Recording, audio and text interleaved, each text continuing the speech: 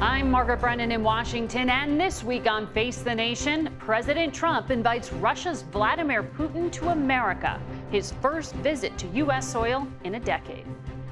After months of Russia skirting ceasefire offers while continuing their brutal onslaught in Ukraine, President Trump skipped past his own sanctions deadline and instead invited Putin to Alaska. I'll be meeting very shortly with President Putin.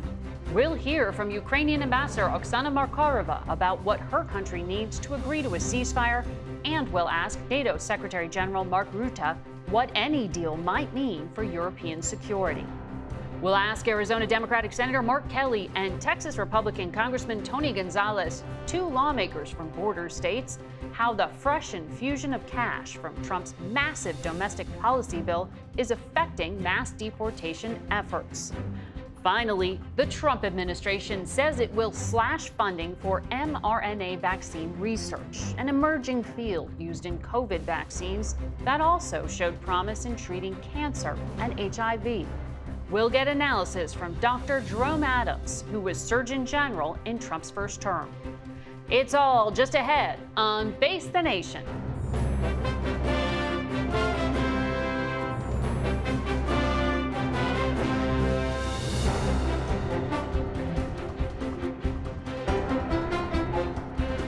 Good morning and welcome to Face the Nation.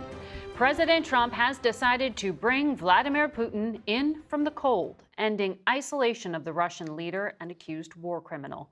His hope is to persuade Putin to finally do the thing he's refused: end Russia's invasion of Ukraine. The two leaders will meet in Alaska, another part of the former Russian Empire.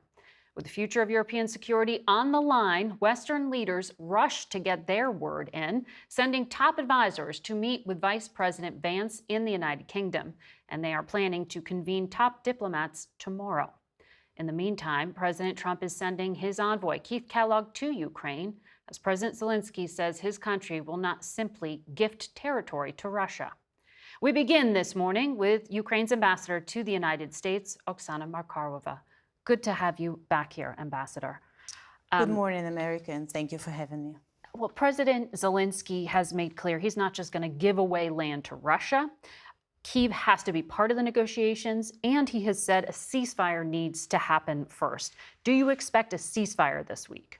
Well, that's something that all Ukraine prays for President Trump to be effective and to have great results. And as you know, since the discussions here with President Trump, Ukraine agreed to full ceasefire, to partial ceasefires, to any type of ceasefires. Because again, let's remind everyone, Ukraine did not start this war. Putin started this war in 2014. He continued with full-fledged invasion in 2022. And it's Ukrainian citizens, Ukrainian cities, Ukrainian defenders on the front lines, Ukrainian children who suffer every day. So yes, we want Putin to stop. And we really are hopeful that this push from President Trump and the sanction packages which are on the table and secondary sanctions which are already implemented against those who help Russia will convince President Putin that this is time for him to finally stop his aggression. But President Trump did blow past that deadline to put more sanctions on Russia and instead offered this meeting. We know that the White House says it's a one-on-one with Vladimir Putin at Putin's request, but that the president's open to some sort of trilateral meeting with President Zelensky. Is there anything being planned to bring Ukraine to the table? Well, Margaret, I can say sometimes diplomacy requires different formats, different meetings, and again, we appreciate President Trump not only pushing for the end of this war, but as you saw, Vice President Vance has been in Europe negotiating, discussing, having this very constructive meetings with our delegation, but also European leaders. Now, with regard to President Zelensky, he has been, since day one of this horrible aggression, committed to peace, and we have shown that he is ready to be anywhere to advance the agenda of peace. So if needed, President Zelensky, of course, will be present at the meetings. We have been very open about it, but let's see how this will go. But he's not planning to be in Alaska on Friday. If he will be planning to do that, we'll be there. But but you're waiting for that. We do know that Envoy Keith Kellogg is being sent to Kyiv to speak with the Ukrainian government. So what is his role here? Is he going to be sort of conveying messages back and forth? What is it that needs to be negotiated in Kyiv right now? Well, Special Envoy Kellogg has been a very important part of U.S. team that works with us on a regular basis. Because again, I mean, we're all focused on the upcoming summit, but there is so much more that we do together. The investment deal that not only we signed, but we are actually developing that strategic opportunity to cooperate between our countries on economic front, the weapons provision from the United States, but also buying American weapons and producing together, you know, big drone deal and other deals that our presidents discussed together. So there is a lot on our bilateral US-Ukraine agenda, which of course all is at this moment related to horrible war, but not only. So we are always glad to see Keith Kellogg in Kyiv. But what we know from our reporting is that Envoy Witkoff, Steve Witkoff, went to Moscow. He was described to him was a Russian idea for some kind of settlement of the war.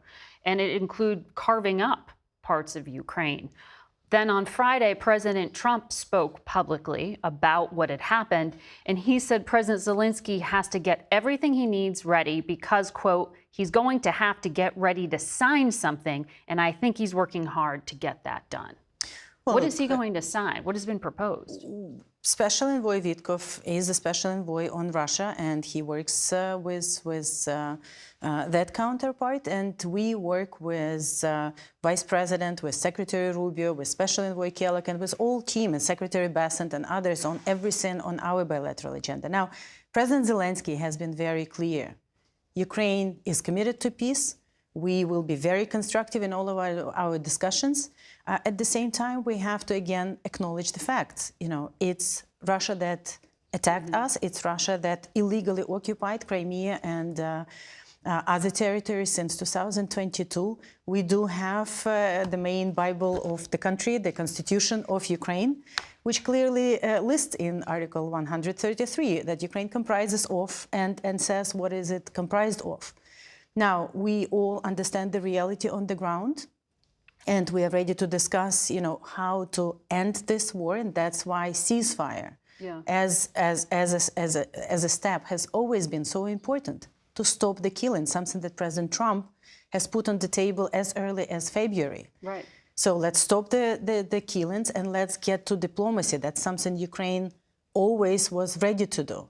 You're pointing to your constitution because your point is the president can't just give away land. It has to actually go and be considered because of how your constitution. The president of any country is a guarantor of the constitution. Vladimir Putin's constitution, though, now has these areas he's annexed from your country in his constitution. Yes, and everyone knows, and 142 countries at the UN clearly voted that that was illegal, unprovoked move on his part, and the court, as early as March 2022, International Court, has actually told Russia to stop their so-called special military operation and get out from Ukrainian territory. Russia holds about 22% of Ukrainian territory, I believe, at this point. Is your concern that at this negotiating table in Alaska, Vladimir Putin's going to try to talk his way into further land seizures? Well, President Putin lied in 2022 that he was not going to attack Ukraine. Then he lied a number of times since 2022 that it wasn't him who bombed Mariupol maternity hospital, or it wasn't him who abducts and kills, kidnaps Ukrainian children and everything else. Now, I'm positive that President Trump and everyone here in the United States, and we're so grateful to American people for all the support, they understand that the implications of how this war will end is so much bigger than just about Ukraine. It is existential for us. But the concept of buffer zones or whatever, you know, this outdated old concepts from the previous century, they do not work anymore. The front line in east and south of Ukraine is the front line between evil and good. And the question is when that front line is going to be. Is it going to be on our territory? Is it going to be on our borders? Or is it going to be in Europe and everywhere where it will affect Europe, US, and other? So, you know, we just have to, it's not just about land. It's about the principles and values. And judging by the recent decisions, including the sanctions on India for supporting Russia war machine, including on those sanctions that have been prepared, I am confident that US will be coming from the position of strength, you know, peace through strength, and that will allow us together to find a solution to stop Russia's aggression. Ambassador Markarova, thank you for your time today. We'll be right back. We turn now to NATO Secretary General Mark Rutte, who joins us from The Hague in the Netherlands. Welcome back to Face the Nation. Margaret, good to be back on the show. Good morning. Good morning. Well, Mr. Secretary General, big picture here. Is Russia's Vladimir Putin still a direct threat to the Western alliance, or is he showing some sign of dropping his aggression? He is still the main threat to the Western alliance. There's no doubt. And I think it is very good that President Trump will test him, and we'll see how far he can get on Friday, starting this process. He basically broke the deadlock, President Trump, in February, starting the dialogue with Putin. I think that was crucial. We had a great NATO summit under his leadership, committing to 5% defense spending. So that is a clear signal to our main threat, which is Russia, that we are serious. And then he opened the floodgates 3 weeks ago of American lethal weapons to be delivered into Ukraine, coordinated by NATO. And of course, the secondary sanctions. He started them with putting them on India, which is one of the biggest buyers of Russian oil and gas. Well, that is certainly the groundwork being laid. The concern is, of course, as you know, among some critics, that in this conference room in Alaska, we're going to see a 1938 moment, where in an attempt to immediately halt a war, the groundwork is laid for an even bigger conflict because of concessions that are made. Are you comfortable with Ukraine being excluded from these negotiations on Friday? What will happen on Friday is testing Putin by President Trump. And I commend him for the fact that he organized this meeting. I think it is important. And obviously, when it comes to peace talks, the ceasefire, and what happens after that on territories, on security guarantees for Ukraine, Ukraine will have to be and will be involved. But on Friday, it is important to see how serious Putin is. And the only one who can do that is President Trump. So it's really crucial that that meeting takes place. It will not be the final say on this. There will not be the final deal on this. Of course, Ukraine will have to be involved in Europe. But it is important to start the next phase of this process, putting pressure on the Russians, exactly as President Trump has been doing over the last 6 months. You've been on these calls with President Trump, and I know that he briefed you on what Envoy Witkoff discussed with Vladimir Putin this week. Can you tell us, is Russia still demanding that Ukraine drop its bid for NATO membership? Well, obviously, I cannot go into all the details. That would be strange. But let me assure you the following, that we are all on the same page, the Americans, the Europeans, and Ukraine, that when it comes to the geostrategic position of Ukraine in the future, when it comes to whatever is the size of the Ukrainian military, when it comes to NATO's posture on the eastern flank in countries like Latvia and Lithuania, Estonia, Finland, Poland, that Putin has absolutely no say on any of these issues. Well, you've said in the past there need to be strong security guarantees for Ukraine. Who is going to provide that if it's not NATO?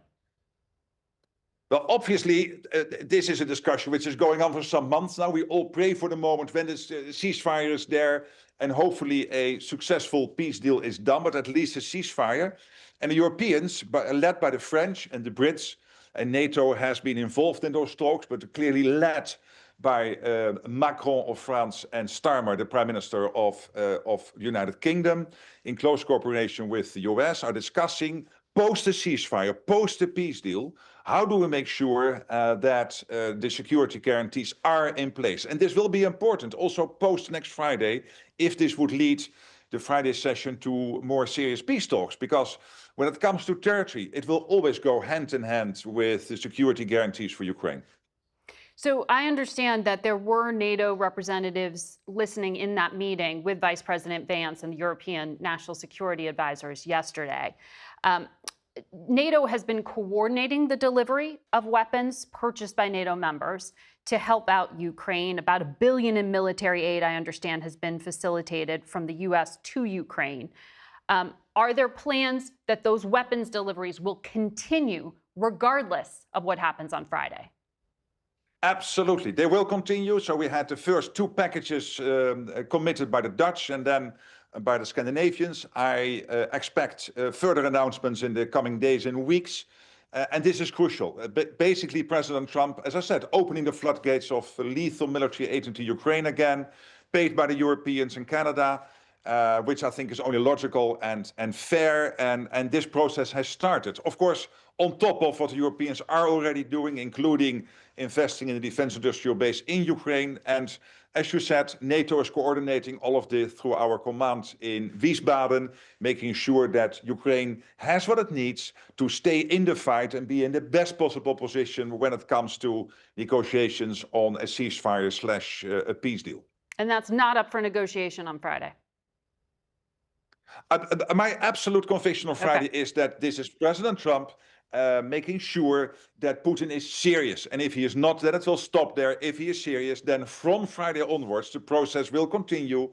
Ukraine getting involved, the Europeans being involved, and the US is already coordinating, like you said, last night in London with Foreign Minister Lemmy of the United Kingdom, senior officials from NATO and European countries and the European Commission with the Vice President to make sure that we are all on the same page. Putin will never, ever be able to divide the alliance. The biggest foreign policy success of President Trump is the NATO summit, a united NATO, a united alliance, and Putin will never get in between us. Well, we have to take President Trump at his word. And on Friday, when he spoke in front of the cameras, he said there will be some swapping of territories to the betterment of both Ukraine and Russia. I mean, you know, Ukraine does not hold Russian land. And Russia has about 20% of Ukraine. What is he talking about?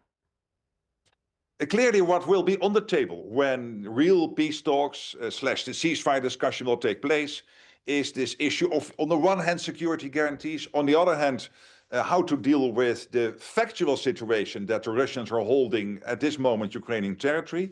Crucially important here is that when it comes to this holding of Ukrainian territory, that there might be a factual situation that they are doing this, but that we can never accept that in a legal sense, as this is called a de jure sense. As you know, the US hosted embassies of Lithuania, Latvia, and Estonia between 1940 and 1991, acknowledging that the Soviet Union was controlling those territories, but never accepting in a legal sense, in a de jure sense, that fact. So all these issues will be on the table, hopefully post-Friday, if Putin is serious, and Putin then has to commit to sit down with Zelensky.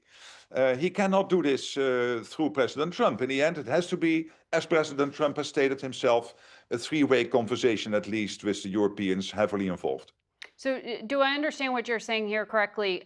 When you are talking about legal recognition versus de facto, are you saying that basically the world is preparing to allow Russia to hold on to Crimea, the Donbass, the eastern part of Ukraine, but then just not legally recognize it?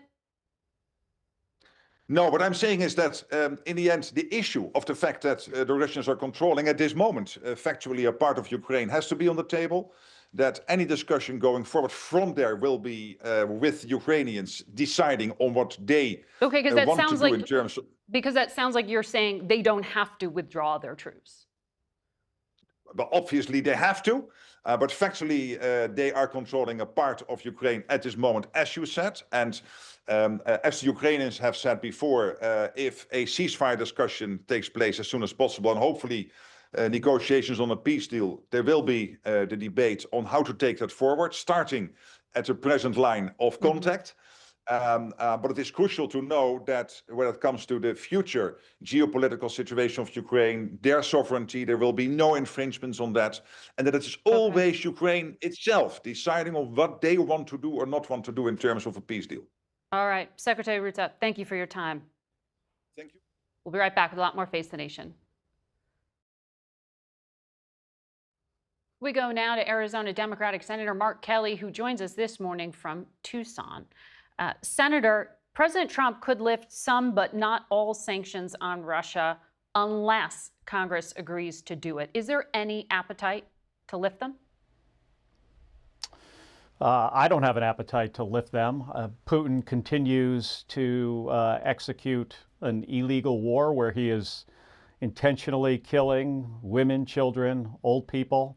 I visited Ukraine several months ago, went to a veterans hospital where nurses there just witnessed horrible atrocities.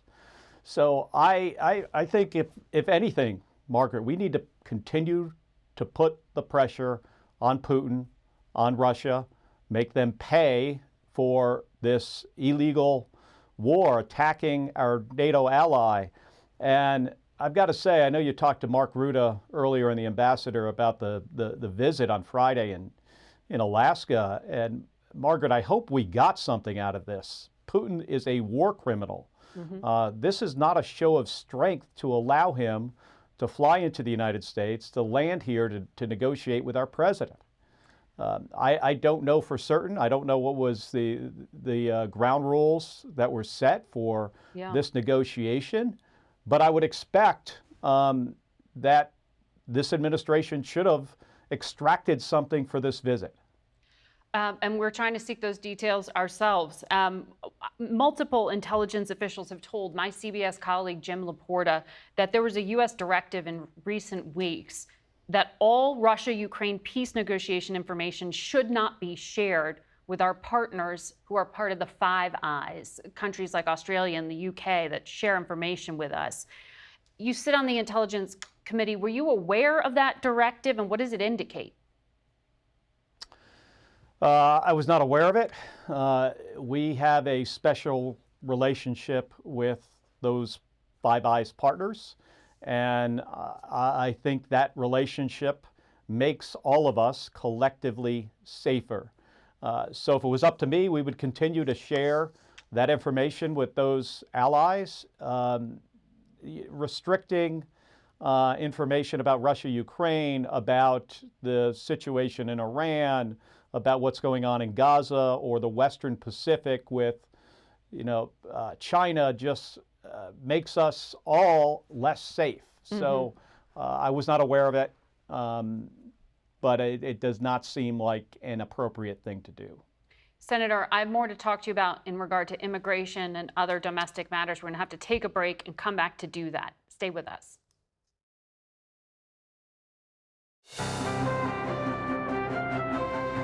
Welcome back to Face the Nation. We return to our conversation now with Arizona Senator Mark Kelly.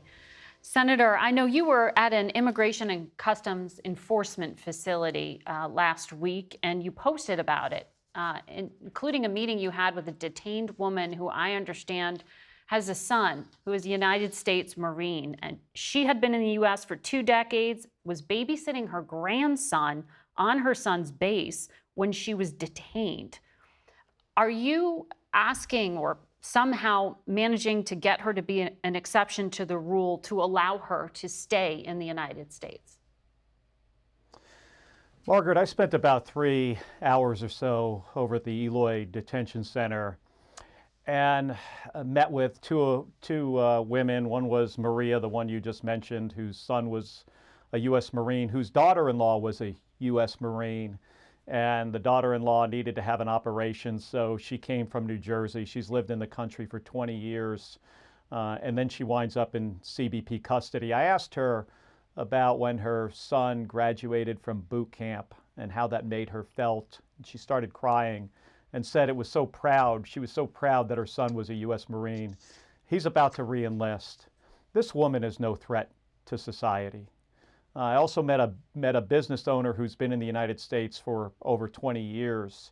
She's got 70 employees. She's got 3 restaurants. She's about to open another one. Again, this is a mom. Her daughter's a U.S. citizen. Her mother's a U.S. citizen. Sister's a U.S. citizen. Husband's a U.S. citizen.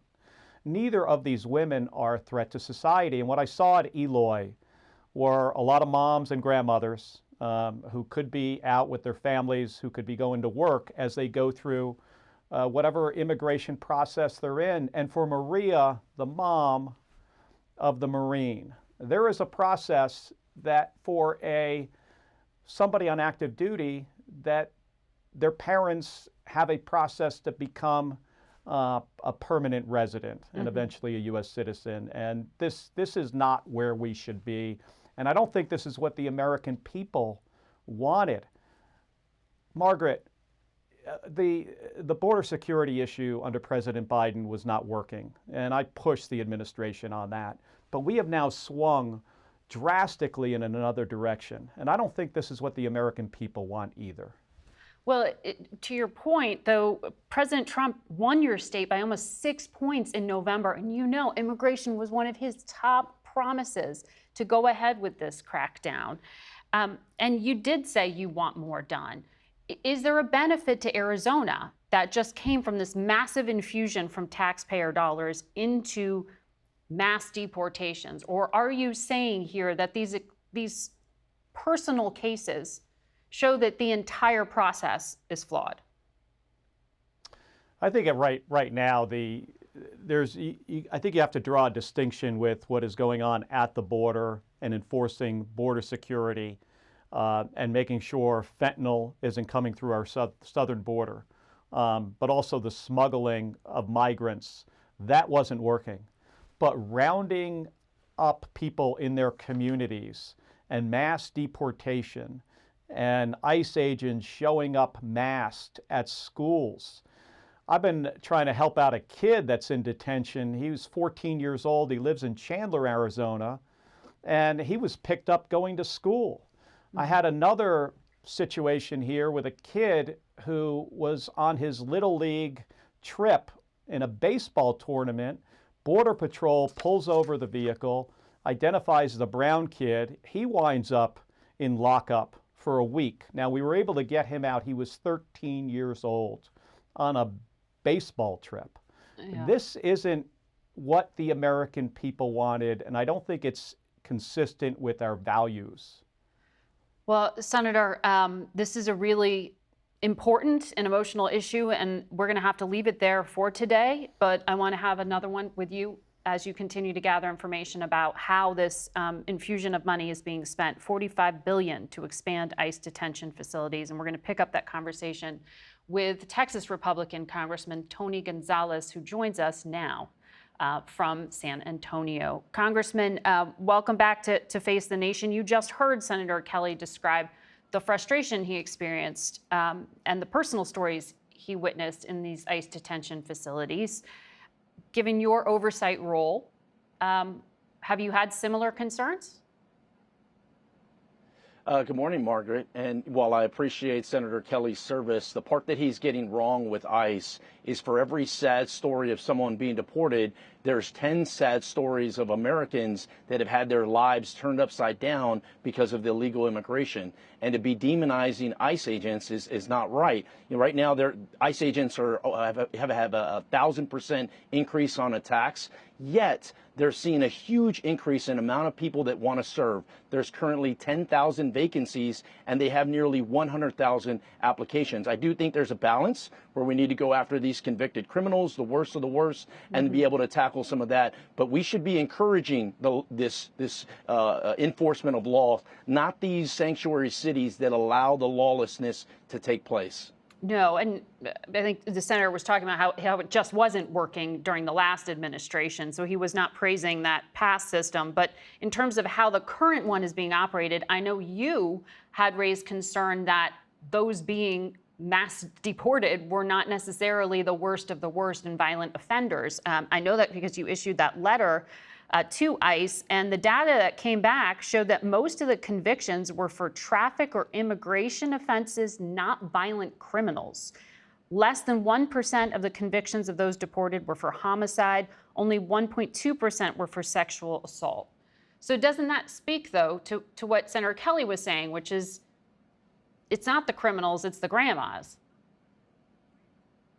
Well, he's just telling the grandma story. He's not talking about, how DHS rounded up pedophiles and some other violent actors in Los Angeles and throughout the country. So you have to tell all sides to it. But you hit it right on the head earlier when you said immigration is a very emotional conversation, and it's where we have to get it right. You have to separate those that may be in a different situation than the worst of the worst. What I am encouraged to see is I am encouraged that after we have passed the one big beautiful bill and have given DHS $45 billion, that they are now creating these task forces and going after very strategic operations that take out the pedophiles, the murderers. Numbers matter, but more specifically, who is being detained. Traffic violations don't excite me as much, and I don't think keep communities as safe as taking out, murderers and convicted criminals that are a danger to all communities. Do I hear you saying that this new money will now allow them to actually focus on violent offenders instead of just anyone they encounter who did at one point enter illegally? Yes, and this is what I'm seeing, is I'm seeing a mix of these self-deportations. Secretary Noem has been very active. She's essentially has traveled Central and South America talking to a lot of heads of state, and a lot of folks are self-deporting back to these countries to the tune of hundreds of thousands. I think what that does is that alleviates some of the stress on DHS, essentially to put numbers on the board and instead create these task forces to go after these bad actors. To me, that's the secret sauce. You create these task forces and get after the worst of the worst. Okay. We do see, though, in the courts that the Trump administration is trying to do away with limits on child detention. One of ICE's only family detention facilities is in your district in Texas. And you did vote for the One Big Beautiful Bill. And it includes a provision that allows families with children to be held indefinitely, which contradicts that long-standing precedent of putting a 20-day limit on detaining children. Do you think that needs to be changed in future legislation? Should there be limits on detaining kids?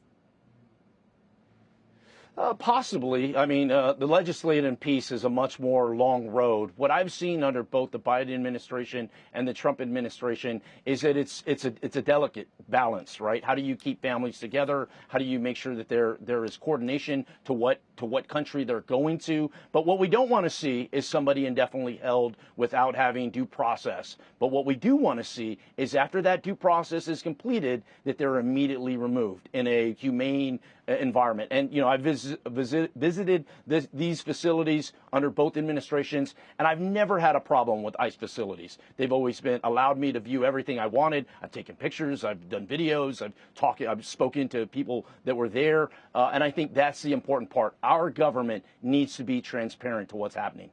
And we would love to take our cameras into some of those facilities if you could help us do that, sir, because we don't have that access. And I know a number of those immigration advocates have said that. They are frustrated they don't have more access now to share with the public what they're hearing. But now I do want to ask you about this Fort Bliss facility, an Army base that's partially in your district. I understand they're trying to turn it into a place with tents, soft-sided tents, to hold 1,000 individuals under ICE custody. Doesn't blurring the lines between law enforcement and the military start to get us into uncomfortable territory? It could, but let me give you some of the details on that facility in particular. One, the soft-sided facility is located right next door to the current ICE facility in El Paso. So while it's on Fort Bliss, it really in many cases is managed by ICE. Some other details, there's already over 100,000 illegal aliens in that facility. By the end of the week, I expect that number will raise up to over 1,000, and then in the coming weeks, it will raise to several thousand. Now, the price tag, $1.2 billion. I am a little concerned that the initial cost is $230 million that the Department of Defense is paying for, and so that's where I don't. Fort Bliss is the Swiss Army knife of the Army. They do a fantastic job of whatever mission gets sent their way, but I don't want to see Department of Defense get stuck with the bill, if you will. These is where the details matter. We just passed this $45 billion for border security. I'm hoping some of those funds reimburse Department of Defense for their efforts. But the mixing of military and law enforcement, that part, besides the accounting, doesn't that make you uncomfortable? Yeah, It does. I mean, well, you have to get it right. You know, if it's on base and, you know, if there's a collaboration, the fact is it makes it a streamlined process because of how close it is to the airfield, Briggs airfield. So that in turn makes a safety issue and it makes it just a cleaner effort. So there's a balance there. But I don't want it long term. I don't want to see soldiers operating in space. I don't think they want to be doing that. Yeah. But the fact that they're in there now, it's a seamless transition right now. All right. Tony Gonzalez, Congressman, appreciate your time. We'll be right back. We turn now to former Surgeon General Dr. Jerome Adams, who served in the first Trump administration. Welcome back to Face the Nation. Thank you, Margaret. I want to ask you about this tragic shooting Friday in Atlanta. I understand there were at least 4 CDC buildings that were shot at, and our colleagues are reporting investigators are looking at the motives, including that the suspect believed he was sick as a result of the COVID vaccine. What do you make of the incident itself, as well as the broader impact on the health workers there on the grounds of the CDC? Yes. Well, first off, on behalf of the American people, I want to say thank you to the dedicated professionals at the CDC and to all public health and medical workers across this country. And I also want to honor Officer David Rose, who made the ultimate sacrifice while protecting those families and people who work at the CDC. My heartfelt condolences go out to his family, his friends, and his colleagues. And finally, I want to be clear, because our Secretary of HHS has not been. Violence is never the answer, no matter your level of frustration or anger with the system. We have to find better, more peaceful ways to express our concerns and work towards solutions. How you respond to a crisis defines a leader. And quite frankly, Secretary Kennedy has failed in his first major test in this regard.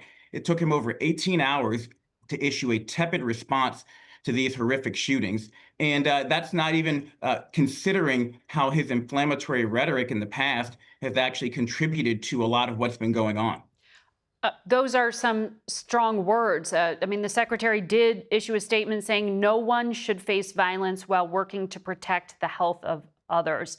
You think he needs to more directly condemn this shooter and his alleged motivations? I mean, there has been, to be fair, a lot of angry rhetoric against health officials for years now. Why do you think the secretary himself needs to address it? Well, the secretary, before he was considering running for president or secretary, was involved in an outbreak in American Samoa where 83 people died, over 70 of them children, in response to a measles outbreak, which local officials on the ground there said he helped inflame. As president, he said, "I will drain the cesspool at the CDC and hold people responsible." When he was running for president, he made this statement just last year. Unfortunately, someone beat him to trying to hold people responsible. And again, as Secretary of HHS, it took him 18 hours to respond to this shooting, and he still has not unequivocally condemned the violence. He said no one should be harmed while working to protect the public. There's an out there, Margaret. If you don't believe that people are working to protect the public, then that means it's okay to commit violence, at least in some people's eyes. I'm upset because people at the CDC were calling me while this was going on, asking for cover that they couldn't get from their secretary. I think what you were referring to are some of what Secretary Kennedy said when he was a presidential candidate. Correct. But even in office, the FDA commissioner on this program said he wrote an article, Why the People Don't Trust the CDC.